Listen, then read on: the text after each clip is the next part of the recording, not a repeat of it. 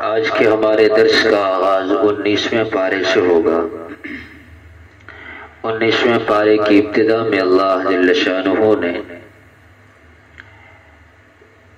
قیامت کے دن کافروں کے اپنے دنیا میں کیے ہوئے اعمال پر پچھتانے اور پچھتاوے کا تذکرہ فرمایا ہے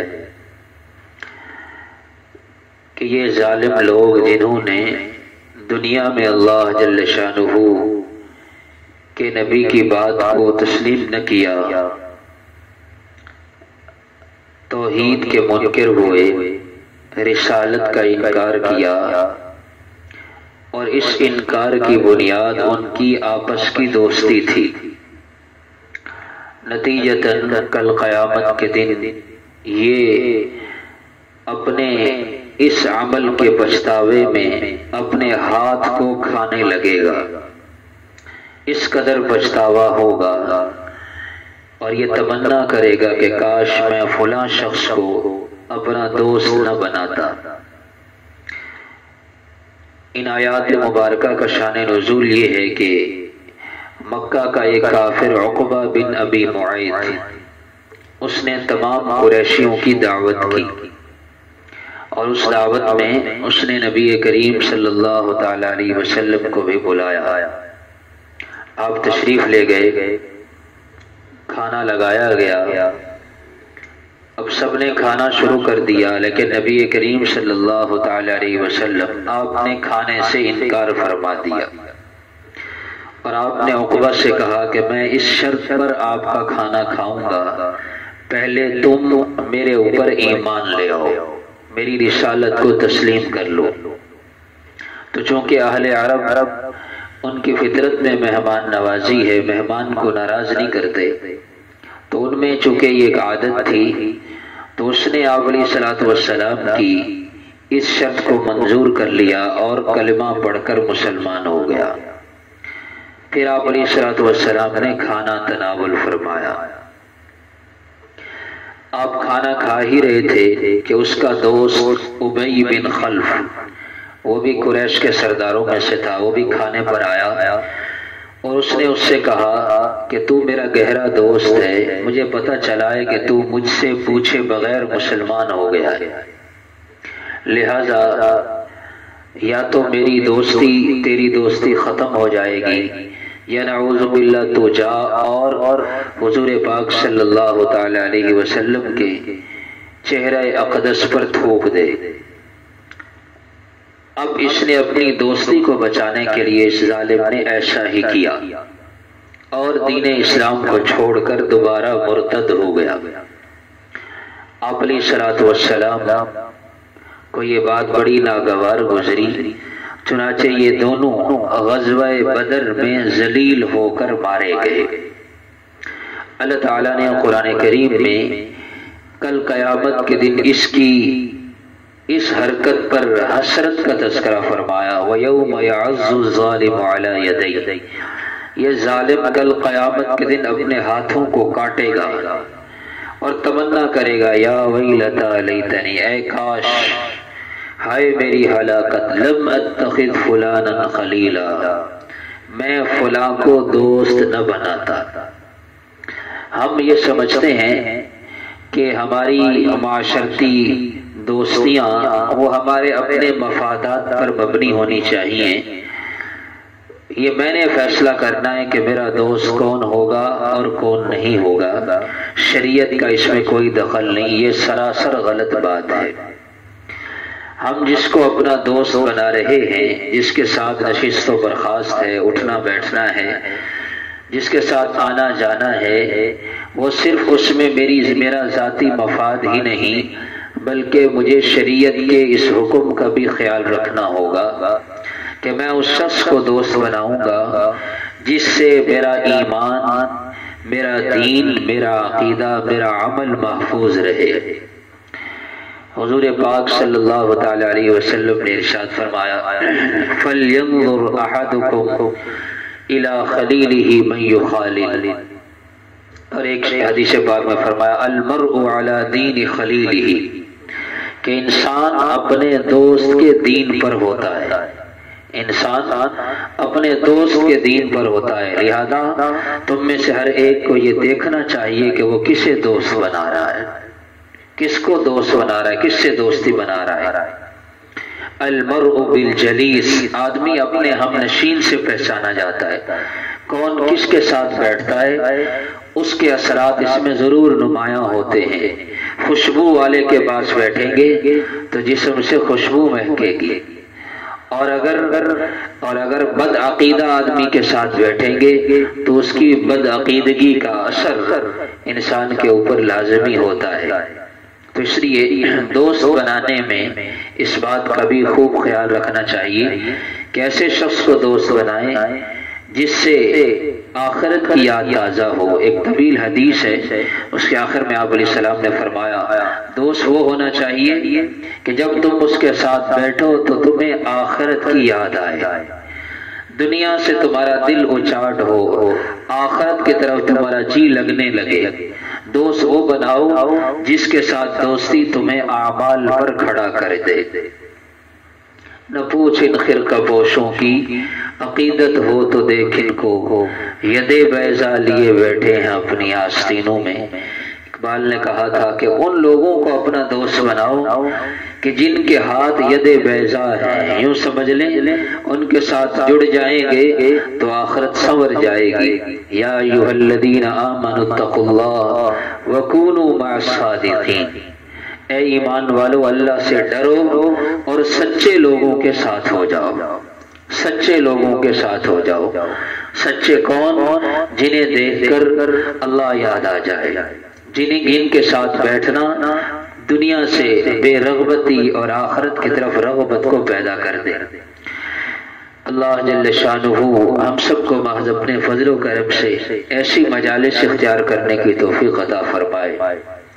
ساتھ ہی اللہ کے نبی صلی اللہ تعالی علیہ وسلم کا شکوہ ہے، قال الرسول یا ربی ان قوم اتخذوا هذا القرآن مہجورا۔ اللہ کے نبی صلی اللہ تعالی علیہ وسلم دنیا میں بھی شکوہ کر چکے اور بعض روایات کے مطابق آخرت میں بھی شکوہ کریں گے۔ یہ وہ واحد شکایت ہے اپنی امت کی جو اللہ کے نبی صلی اللہ علیہ وسلم نے اللہ سے کی۔ کہا رسول نے، اے میرے پروردگار، میری اس قوم نے قرآن کو چھوڑ دیا، اتخذوا هذا القرآن مہجورا، ان لوگوں نے قرآن کو چھوڑ دیا ہے۔ یا تو اس کا تعلق دنیا کی زندگی کے ساتھ ہے، اور واقعتاً ایسا ہوا، بہت کم لوگ تو مسلمان ہوئے، بہت سے کافر ایسے تھے جنہوں نے قرآن پر ایمان نہیں لایا۔ قرآن کو چھوڑنا، اس کی ایک تشریح تو یہ ہے کہ قرآن پر ایمان نہ لانا یہ قرآن کو چھوڑنا ہے۔ علامہ ابن قیم رحمۃ اللہ علیہ نے مختلف صورتیں نقل کی ہیں کہ قرآن کو چھوڑنے کی پہلی صورت نہ قرآن پر ایمان لانا، نہ قرآن کو سننا، جیسے کافر کرتے ہیں۔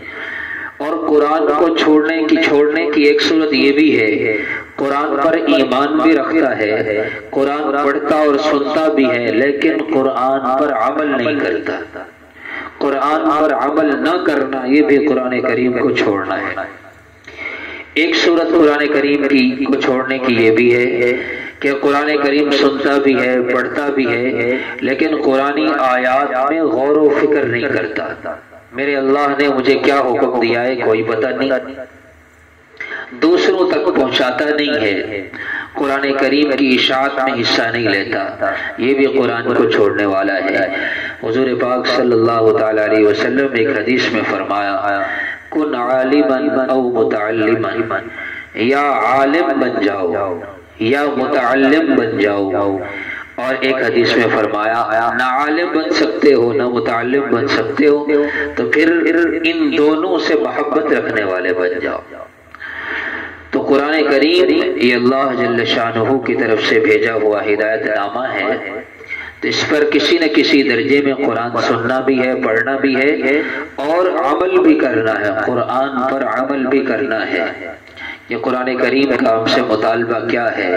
اللہ جل شانہ کا کلام ہے، اللہ نے اپنے پیارے نبی صلی اللہ علیہ وسلم کے قلب اطہر پر اتارا ہے، بڑا ہی خوبصورت کلام ہے۔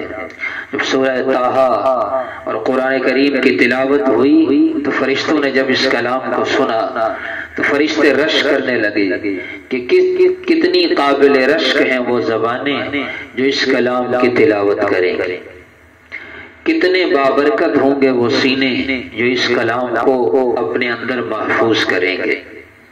اہل ایمان کی صفات کا بیان ہے، وعباد الرحمن، رحمان کے بندے کون ہیں، ان کی مختلف صفات یہاں ذکر کی ہیں۔ الذین یمشون علی الارض ہونا، اللہ کا بندہ کون ہوتا ہے، اللہ والا کون ہوتا ہے، جو زمین پر تواضع سے چلتے ہیں، اکڑ کر نہیں چلتے۔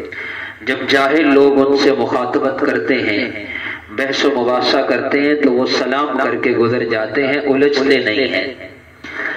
عباد الرحمن، اللہ کے بندے کون ہوتے ہیں جن کی راتیں سجدوں میں اور قیام میں گزرتی ہیں، سجدوں میں اور قیام میں گزرتی ہیں۔ آپ علیہ السلام نے فرمایا افضل الصلاة بعد الفریضہ صلاة فی جوف اللیل، فرض نماز کے بعد سب سے افضل ترین نماز وہ آدھی رات کی نماز ہے، یعنی تہجد کی نماز، تہجد کی نماز۔ تو ان کی راتیں سجدوں اور قیام میں گزرتی ہیں۔ وہ ہیں اللہ کے بندے جو اللہ سے یہ دعا کرتے ہیں، ہمارے پروردگار اصرف عنا عذاب جہنم، ہمیں جہنم کے عذاب سے پھیر لے، بچا لے، جہنم کا عذاب بڑا سخت ہوگا۔ وہ ہیں اللہ والے کہ جب وہ خرچ کرتے ہیں تو اسراف نہیں کرتے، خرچ کرنے میں اعتدال سے کام لیتے ہیں، بخل نہیں کرتے۔ وَكَانَ بَيْنَ ذَلِكَ قَوَامًا، بخل بھی نہیں کرتے، فضول خرچی بھی نہیں کرتے، درمیانے درجے کا خرچ کرتے ہیں۔ وہ ہے اللہ والے جو اللہ کے علاوہ کسی کے ساتھ کسی کو معبود نہیں مانتے، ناحق کسی کی جان نہیں لیتے، زنا نہیں کرتے۔ یہی وہ لوگ ہیں اللہ نے ان کے لیے کل قیامت کے دن اللہ نے ان کے لیے ایسی نعمتیں تیار کر رکھی ہیں کہ جب یہ لوگ وہاں پہنچیں گے اللہ ان کی برائیوں کو نیکیوں میں بدل دیں گے۔ الا من تاب وآمن وعمل عملا صالحا فاولئک، یہی لوگ ہیں یبدل اللہ سیئاتہم حسنات، اللہ کا ان پر اتنا کرم ہوگا اللہ ان کی برائیوں کو بھی نیکیوں میں بدل دے۔ فرمایا یہ لوگ لا یشہدون الزور، جھوٹی گواہیاں نہیں دیتے۔ وَإِذَا مَرُّوا بِاللَّغْوِ مَرُّوا كِرَامًا، جب واہیات قسم کے لوگوں سے ان کا گزر ہوتا ہے تو خاموشی سے گزر جاتے ہیں۔ وہ لوگ جب ان کے سامنے اللہ کی آیات پڑھی جاتی ہیں يَخِرُّ عَلَيْهَا صُمًّا وَعُمْيَانًا، کان اللہ کے کلام کی طرف لگاتے ہیں۔ وہی لوگ ہیں جو یہ دعا کرتے ہیں، بڑی جامع دعا ہے، ربنا هب لنا من ازواجنا وذریاتنا قرۃ اعین، اے ہمارے پروردگار ہمیں ہمارے اہل و عیال اولاد کی طرف سے آنکھوں کی ٹھنڈک عطا فرما، آنکھوں کی ٹھنڈک عطا فرما۔ اے اللہ ہمیں متقی لوگوں کا امام بنا دے، متقی نہیں بلکہ متقیوں میں جو سب سے اگلے درجے والا ہے ہمیں وہ بنا۔ یہی لوگ ہیں جن کے لیے بڑے بڑے بالا خانے اللہ نے تیار کر رکھے ہیں، یہ ہمیشہ ان میں رہیں گے۔ تو اس لیے میرے محترم بھائیو، یہ رمضان المبارک کا مہینہ اللہ جل شانہ کی رحمت خاصہ کا مہینہ ہے، اللہ کی رحمت بندے کی طرف متوجہ ہے۔ 14 رمضان المبارک یہ جو گزشتہ جمعہ گزرا ہے، حرم مکی میں شیخ سعود بن ابراہیم الشریم دامت برکاتہ جو وہاں کے ائمہ میں سے ہیں، انہوں نے جو خطبہ جمعہ دیا اس میں انہوں نے ایک خوبصورت سا جملہ فرمایا کہ رمضان المبارک، جس کا مفہوم یہ ہے کہ رمضان المبارک کے جتنے دن گزر گئے یہ دوبارہ لوٹ کے نہیں آئیں گے، جتنے دن گزر گئے یہ ہماری زندگی میں دوبارہ لوٹ کر نہیں آئیں گے۔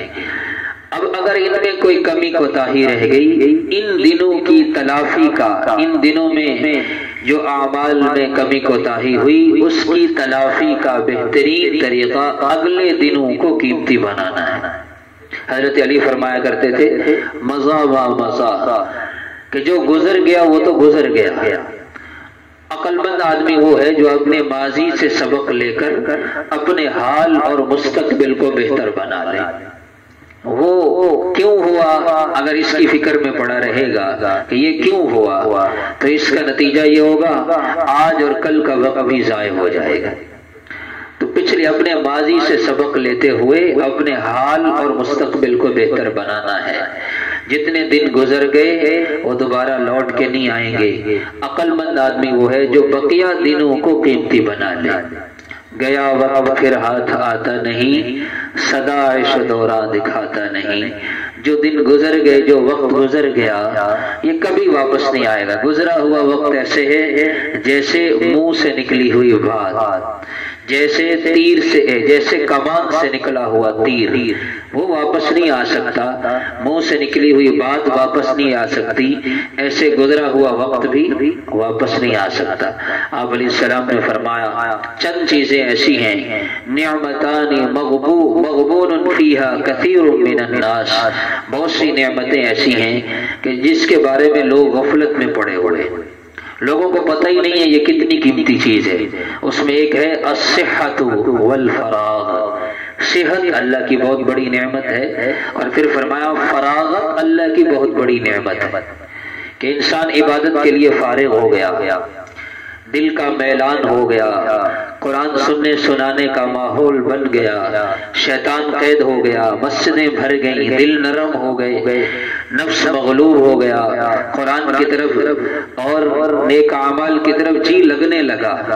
یہ رمضان میں ایسے ہی ہوتا ہے، انسان کی فطرت عادت وہ قرآن کی طرف، نیک اعمال کی طرف راغب ہو جاتی ہے۔ اس رغبت سے فائدہ اٹھانا ہے، اس رغبت سے فائدہ اٹھانا۔ جیسے اردو کا محاورہ ہے نا، ہم کہتے ہیں لوہا گرم ہے، اس کو جس طرف موڑ لے مڑ جاتا ہے۔ تو یہ طبیعت نرم ہو چکی ہے، دل نرم ہو چکا ہے، نفس مغلوب ہو چکا ہے، شیطان قید ہو چکا ہے، مسجدوں میں بہاریں ہیں، اللہ اپنی رحمت کثرت کے ساتھ موسلادھار بارش کی طرح رحمت برس رہی ہے۔ اب اس سے فائدہ اٹھانا ہے، اب اس سے فائدہ اٹھانا ہے۔ آپ علیہ السلام نے فرمایا کہ اس مہینے میں بھی اگر کوئی محروم ہو گیا وہ سب سے بڑا محروم ہے۔ تو اس لیے میرے محترم بھائیو، آخری عشرہ شروع ہونے والا ہے جو اس پورے مہینے کا خلاصہ ہے، نچوڑ ہے۔ اس لیے اللہ کی شان ہے، اللہ تعالیٰ کی کیا حکمتیں ہیں، اللہ حکیم علیم ذات ہے، اللہ کی حکمتیں انسان سمجھ نہیں سکتا، لیکن اللہ نے شب قدر کس میں رکھی ہے؟ پہلے عشرے میں نہیں، دوسرے عشرے میں نہیں، تیسرے عشرے میں رکھی، آخری عشرے میں۔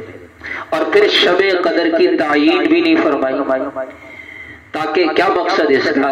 تاکہ پورا آخری عشرہ شب قدر کی تلاش میں گزارتے ہوئے نیکی میں گزر جائے۔ پھر اعتکاف، مسنون اعتکاف بھی کہاں ہے؟ آخری عشرے میں۔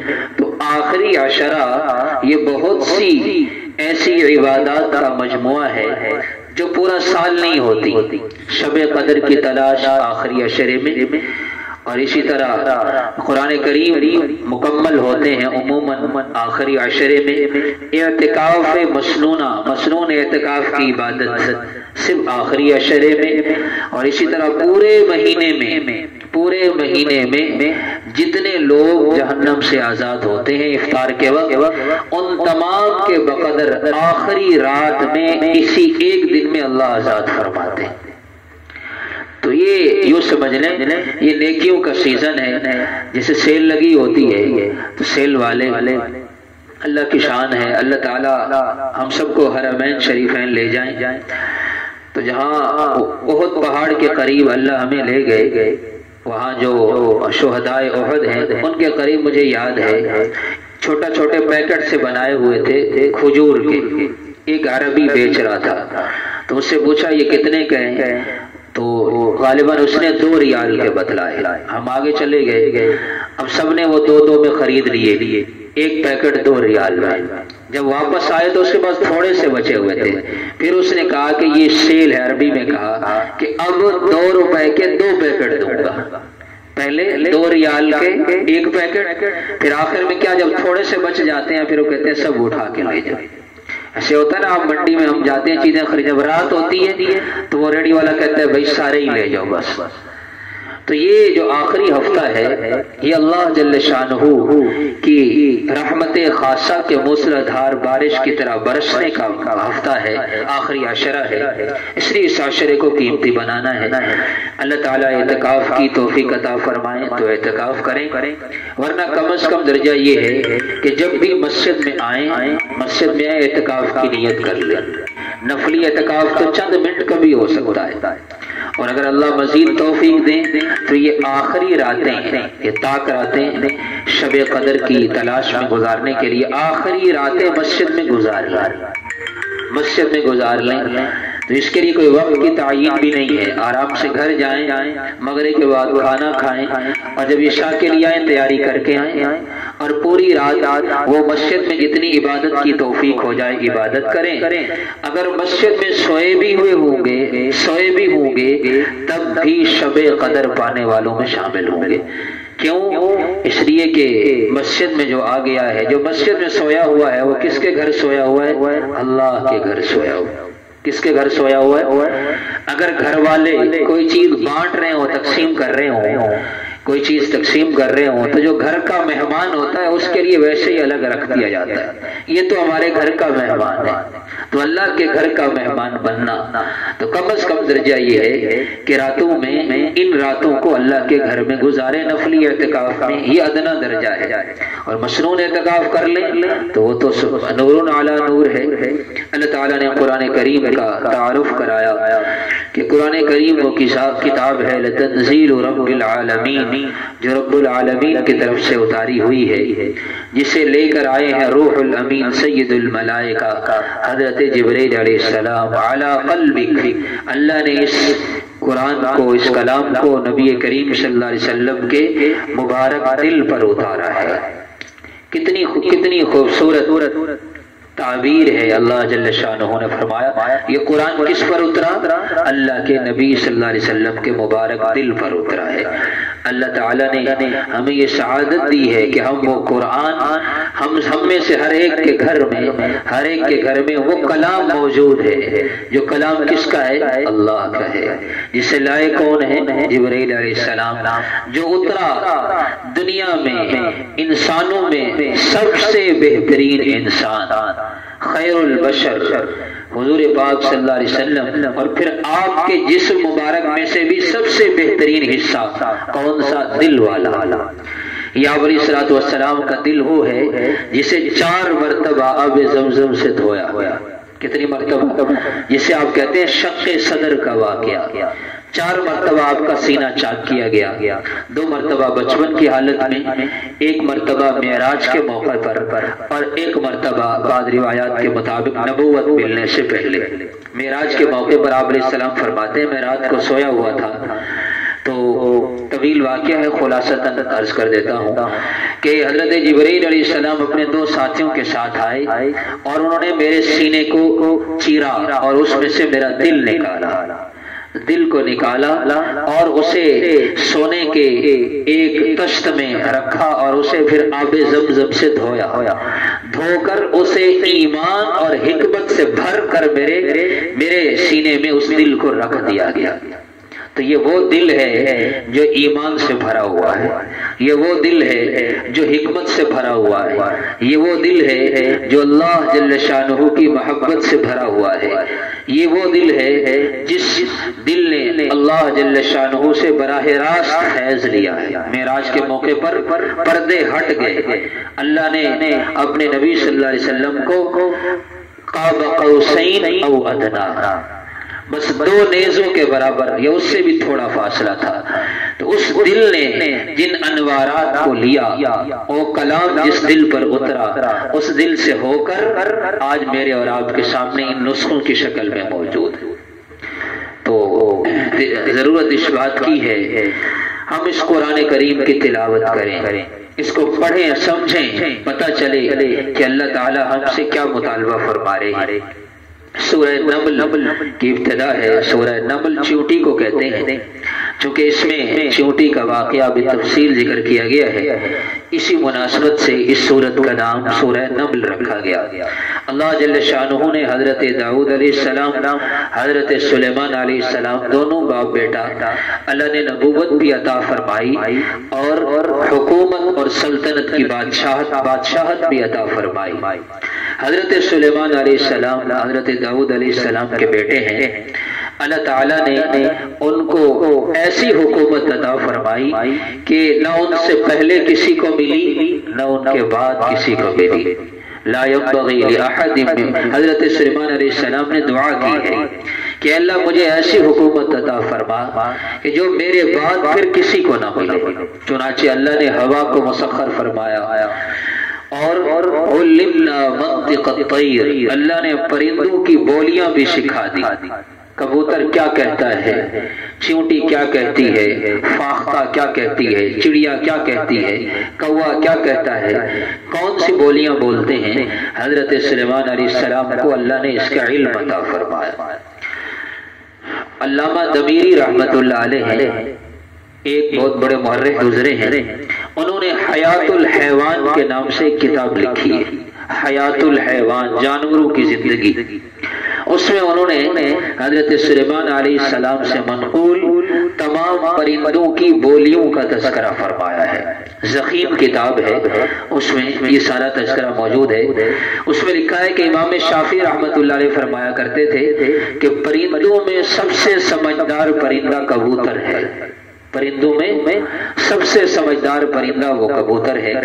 ابن عطیہ رحمت اللہ علیہ فرمایا کرتے تھے کہ حشرات الارض میں زمین پر چلنے والے، رینگنے والے، ان میں سے سب سے سمجھدار وہ چیونٹی ہے۔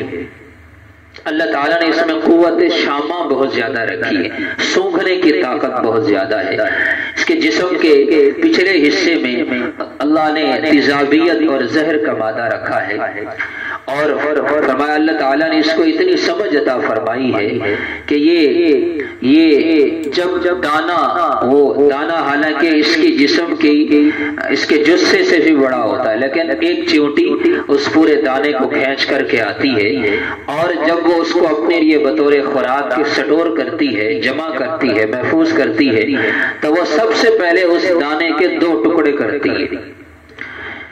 وجہ اس کی کیا ہے کہ اگر دانا وہ ثابت باقی رہے گا تو وہ اگ جائے گا، تھوڑا سا اس کو پانی لگے گا، وہ جہاں بھی زمین پر بڑا ہوگا وہ اگ جائے گا، اس میں اگنے کی صلاحیت ہوتی ہے۔ لیکن جب دانا ٹوٹ جاتا ہے، 2 حصے ہو جاتا ہے، تو اس میں اگنے کی صلاحیت ختم ہو جاتی ہے۔ تو یہ آتے ہی دانا لے کر جب آتے ہی پہلا کام کیا کرتی ہے، اس کے 2 ٹکڑے کر دیتی ہے تاکہ یہ دانا اگ کر میری خوراک ضائع نہ ہو جائے۔ اللہ نے یہ اس کو سمجھ عطا فرمائی۔ واقعہ ہے حضرت سلیمان علیہ السلام کا، اپنے لشکر کے ساتھ جا رہے تھے جس میں جنات بھی تھے، انسان بھی تھے، پرندے بھی تھے۔ حتی اذا اتوا علی واد النمل، چیونٹیوں کی ایک بل کے قریب سے گزرے۔ قالت نملۃ یا ایھا النمل ادخلوا مساکنکم، تو اس ایک چیونٹی نے جب آتا ہوا دیکھا، علامہ ابن کثیر رحمت اللہ علیہ نے تفسیر ابن کثیر میں لکھا ہے، اس چیونٹی کا نام تک بتایا، مفسرین نے کتنی محنت کی ہے، اللہ اکبر۔ کہتے ہیں اس کا نام یقال لها الحرس، اس کا نام حرس تھا۔ حرس حارس سے ہے، سین کے ساتھ، حارس کا معنی ہوتا ہے چوکیدار، تو حرس یہ چوکیدار چیونٹی تھی، اس کو حرس کہا جاتا تھا۔ یہ اس بل کے اوپر نگہبان تھی تاکہ باہر سے کوئی چیز آئے تو یہ فوراً بتا دے۔ اس نے کہا، اعلان کیا، یا ایھا النمل ادخلوا مساکنکم، اے چیونٹیوں اپنی اپنی بلوں میں داخل ہو جاؤ۔ لا یحطمنکم سلیمان وجنودہ، تمہیں سلیمان علیہ السلام اور ان کا لشکر روند نہ ڈالے اس حال میں کہ انہیں پتہ ہی نہ چلے۔ سلیمان علیہ السلام نے اس کی اس آواز کو سن لیا، فتبسم ضاحکا من قولها، آپ اس کی اس بات کو سن کر مسکرا دیے۔ مفسرین نے یہاں ایک بڑا عجیب نکتہ لکھا ہے کہ ایک چیونٹی، اس کی کوئی حیثیت ہی نہیں۔ ہمارے ہاں کسی کو بے حیثیت قرار دینا ہو تو ہم کیا کہتے ہیں کہ اس کی یہ میرے لیے تو ایک چیونٹی کی مثال ہے، میں اس کو مسل کے رکھ دوں گا۔ ایک چیونٹی جس کی ہمارے ہاں کوئی اہمیت بھی نہیں، لیکن جب اس ایک چیونٹی، اس کمزور مخلوق نے اپنی جیسی دوسری مخلوق کی جان کی حفاظت کی، اس کی فکر کی، تو اس چیونٹی کا اپنے ہم جنسوں کی فکر کرنا اللہ کو اتنا پسند آیا، اللہ نے قیامت تک کے لیے قرآن میں اس کا تذکرہ فرما دیا۔ جب ایک انسان جو اشرف المخلوقات ہے، جسے اللہ نے اپنے دست قدرت سے بنایا ہے، اگر یہ انسان دوسروں کی فکر کرنے لگ جائے تو یہ اللہ کو کتنا محبوب ہو جائے گا۔ تو اس لیے حضرت سلیمان علیہ السلام کے بارے میں آتا ہے ایک مرتبہ قحط سالی ہو گئی۔ تفسیر ابن کثیر کے یہ واقعات میں آپ حضرات کے سامنے نقل کر رہا ہوں جو اسی آیت کے تحت علامہ ابن کثیر نے نقل کیے ہیں۔ حضرت سلیمان علیہ السلام کے زمانے میں قحط سالی ہوئی تو وہ اپنی قوم کو لے کر کھلے میدان میں گئے صلاۃ استسقاء، بارش مانگنے کے لیے۔ دیکھا کہ ایک چیونٹی ہے جو اپنی پشت کے بل لیٹی ہوئی ہے اور اس نے اپنی ٹانگوں کو قوائمہا، اس نے اپنی للسماء، اس نے اپنی ٹانگیں آسمان کی طرف اٹھائی ہوئی ہیں اور یہ دعا کر رہی ہے، یا ربنا انا خلق من خلقک، اے پروردگار ہم بھی تیری مخلوق میں سے ایک مخلوق ہیں اور ہمیں بھی پانی کی ضرورت ہے کیونکہ ہم بھی پانی کے بغیر زندہ نہیں رہ سکتی۔ بس اتنا سا جملہ اس نے کہا۔ حضرت سلیمان علیہ السلام نے جب یہ جملہ سنا اپنی قوم سے کہا، ارجعوا الی بیوتکم، اپنے گھروں کی طرف لوٹ جاؤ، اس چیونٹی کی اس دعا کی برکت سے اللہ تمہیں بارش عطا فرمائے۔ اور اللہ نے بارش عطا فرمائی۔ اس لیے حضور پاک صلی اللہ علیہ وسلم نے ایک حدیث میں فرمایا کہ اپنے خاندان کے، اپنے گھر والوں کے، اپنے معاشرے کے کمزور لوگوں کو ہلکا نہ سمجھا کرو۔ ترزقون بضعفائکم، تمہیں تمہارے معاشرے اور خاندان اور گھر والوں کے کمزور لوگوں کی وجہ سے تمہیں رزق ملتا ہے۔ گھر میں کوئی بیمار ہے، کوئی معذور ہے، وہ بوجھ نہیں ہے، اس کی وجہ سے تو ہمیں رزق مل رہا ہے۔ ان غرباء کی وجہ سے تو اللہ مالداروں کو رزق دے رہے ہیں۔ اس لیے اپنا صدقہ فطر بھی ادا کریں، اب آخری عشرے کا انتظار نہ کریں، پہلے سے ہی ادا کریں۔ اور زکوٰۃ ہو یا صدقہ فطر ہو یا مالی تعاون ہو، یہ خود غریب کو جا کر کے دینا۔ گزشتہ دنوں ایک حدیث پاک پڑھی، حضرت عروہ بن زبیر رضی اللہ تعالیٰ عنہ، جو امی عائشہ رضی اللہ تعالیٰ عنہ کے بھانجے ہیں، عبداللہ بن زبیر رضی اللہ تعالیٰ عنہ کے بھائی ہیں، اسماء بنت ابی بکر رضی اللہ تعالیٰ عنہ ان کے بیٹے ہیں۔ تو اپنے بھانجے کو بلایا حضرت امی عائشہ رضی اللہ تعالیٰ عنہ اور انہیں کچھ مال دیا اور دے کر کے فرمایا، جاؤ فلاں ایک شخص ہے جو ضرورت مند ہے، اس کے پاس جاؤ اور جا کر کے یہ مال اس کے ساتھ رکھ دینا۔ اب ذرا آپ انداز دیکھیں، اس کو سب سے پہلے اس کو میرا سلام نہیں کہنا، سلام میری طرف سے سلام دیے بغیر، خود تو سلام کرنا ہے، میرا سلام نہیں کہنا جا کر، بس وہاں جا کر جہاں وہ فرش پر چارپائی پر لیٹے ہوئے وہاں جا کر یہ مال رکھ دینا اور میرا سلام بھی نہ دینا، اور یہ مال وہاں تک پہنچا کر چپکے سے پھر واپس آ جانا اور ان سے دعا کی درخواست بھی نہ کرنا۔ ان سے یہ نہ کہنا ہمارے لیے دعا کریں، نہ سلام کرنا اور نہ ہی میرے لیے دعا کی درخواست کرنا، بلکہ چپکے سے وہ مال رکھ دینا۔ وہ گئے اور جو مطلوبہ شخص تھا وہ چارپائی پر یا فرش پر لیٹا ہوا ہوگا، اس کے ساتھ گئے اور اس کو سلام کیا، اپنی طرف سے سلام کر کے وہ مال ان کے پاس رکھا اور چپ کر کے واپس آ گیا۔ واپس آ کر اپنی خالہ جان امی عائشہ رضی اللہ تعالیٰ عنہ سے پوچھا، خالہ جان اس وقت تو آپ کا حکم تھا وہ میں نے پورا کر دیا، اس عمل میں نے 3 عجیب چیزیں دیکھی ہیں۔ جو آپ نے جو 3 کام اس میں کروائے ہیں مجھ سے، مجھے ذرا اس کی حکمت بتا دیں۔ پہلا کام یہ کہ آپ نے یہ کہا ہے کہ اسے جا کر کے میرا سلام نہیں کہنا۔ دوسرا کام اس سے میرے لیے دعا کا نہ کہنا۔ تیسرا کام یہ پیسے اس کے ہاتھ میں نہیں دینے بلکہ ساتھ رکھ کے آ جانا۔ مجھے ان 3 کاموں کی حکمت سمجھا دے۔ امی عائشہ رضی اللہ تعالیٰ عنہ نے فرمایا کہ اگر تو جا کر اسے میری طرف سے سلام کہتا تو یہ ایک میرا اس کے اوپر احسان ہو جاتا، مجھ میں تکبر آ جاتا کہ میں مال دے رہی ہوں، اور وہ بیچارہ جو ضرورت مند تھا وہ پریشان ہو جاتا۔ اس پریشانی سے بچانے کے لیے میں نے پہلی بات یہ کہی کہ اسے میرا سلام نہ کہنا، تاکہ اسے پتہ ہی نہ چلے یہ کس نے دیا ہے۔ چپکے سے صدقے کا عمل پورا ہو جائے گا ایک۔ دوسرا اس سے دعا کا نہ کہنا۔ اس کی وجہ یہ ہے کہ اگر وہ ہمیں دعا دے دیتا تو ہماری یہ دعا کس کے نتیجے میں ہوتی؟ ہمارے مال کے عوض میں۔ تو جو صدقہ ہم اس کو دے رہے تھے ہم اس کا بدلہ دنیا میں ہی دعا کی شکل میں لے لیتے، حالانکہ ہمیں اس صدقے کا بدلہ کہاں چاہیے؟ آخرت میں۔ اور ایک عجیب بات فرمائی آخری کہ تیسری بات یہ تھی کہ اس کے ہاتھ میں کیوں نہیں دینا، ساتھ رکھ کے آ جانا۔ فرمایا کہ اگر تو اس کے ہاتھ میں یہ مال دیتا تو اس کا ہاتھ نیچے ہوتا، تیرا ہاتھ اوپر ہوتا، اور اس کے دل میں بات آ سکتی تھی کہ اے پروردگار کب تک میں لوگوں کے سامنے یوں ہاتھ پھیلاتا رہوں گا۔ اس کے دل میں، اس کے کان میں یہ بات ہوتی۔ اللہ کے نبی کا فرمان آتا الید العلیا خیر من الید السفلی، کہ اوپر والا ہاتھ نیچے والے ہاتھ سے بہتر ہوتا ہے۔ تو اس کے دل میں اگر یہ بات آ جاتی کہ یا اللہ مجھ پر ایسا زمانہ آ گیا کہ میں ہاتھ پھیلا رہا ہوں اور دینے والا مجھے اوپر سے دے رہا ہے، تو امی عائشہ رضی اللہ تعالیٰ عنہ نے یہ 3 کام اس لیے کرائے تاکہ ہمیں بھی پورا پورا اجر مل جائے اور غریب کی خودداری بھی متاثر نہ ہو۔